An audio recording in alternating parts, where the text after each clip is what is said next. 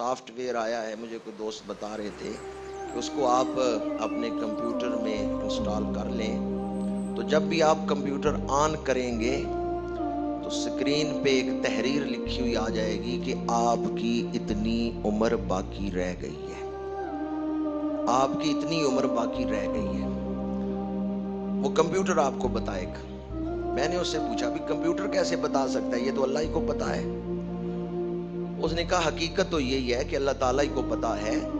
Computer اس طرح بتاتا ہے کہ آپ جس ملک میں رہ رہے ہیں، جس علاقے میں رہتے ہیں، وہاں لوگوں کی اوسط عمر کتنی ہے اور آپ کتنی گزار چکے ہیں۔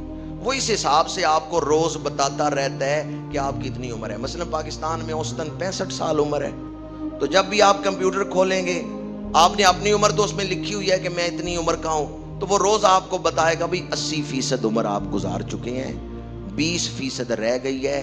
جو آپ کے ٹارگٹ ہیں ان کی طرف دھیان دیں، وقت کو ضائع نہ کریں۔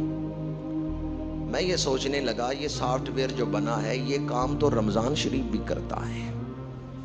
رمضان شریف بھی ہم روز حساب لگاتے ہیں، اتنے گزر گئے، اتنے۔ اگر ہم اس کو اور تھوڑا سا پھیلا دیں، رمضان کے بجائے پوری عمر پر لے آئیں، تو کبھی سوچا ہے کہ کتنی عمر گزر گئی ہے، کتنی رہ گئی؟ احتساب، حدیث پاک ہے، حضور نے فرمایا من صام رمضان ایمانا و احتسابا غفر لہ ما تقدم من ذنبہ۔ اگر نفس کا احتساب کرتے رہیں گے تو پھر فکر آخرت پیدا ہوگی، اور اگر دنیا سے دل لگا کے بیٹھے رہیں گے، صدا یہاں ہی بیٹھے رہنا ہے، کوئی نہیں، خیر ہے، یہ شیطان کی تھپکیاں ہیں۔ شیطان خود فریبی میں مبتلا کیے رکھتا ہے۔ تو رمضان شریف کے جو پیغامات ہیں ان میں سے ایک پیغام یہ بھی ہے کہ جیسے روز آپ حساب کرتے ہیں اتنے گزر گئے، اتنے رہ گئے، اتنے گزر گئے، اتنے روزے رہ گئے، اس طرح کبھی اپنی زندگی کا بھی حساب کریں کتنی گزر گئی ہے، اندازن کتنی رہ گئی ہے۔ حقیقی تو اللہ ہی جانتا ہے نا، اندازن بھی میں 80% گزار چکا ہوں، میں 70% گزار چکا ہوں۔ ہمارے علاقے میں اوسطاً عمریں جو ہیں وہ 70 سال ہیں یا 80 سال ہیں، میں اتنی گزار چکا ہوں، اتنی اندازن رہ گئی ہے۔ اب مجھے اس کی طرف دھیان کرنا چاہیے جس طرف میں جا رہا ہوں۔ تو یہ احتساب آپ کے دل میں فکر آخرت پیدا کر دے گا۔ اللہ تعالی ہمیں ماہ رمضان المبارک میں احتساب نفس کی توفیق عطا فرمائے۔ اگر بھوک اور پیاس، اگر گرمیوں کے روزے کسی کے دل میں تقوی نہ پیدا کر سکیں تو پھر کون سا عمل اس کے دل میں تقوی پیدا کرے گا؟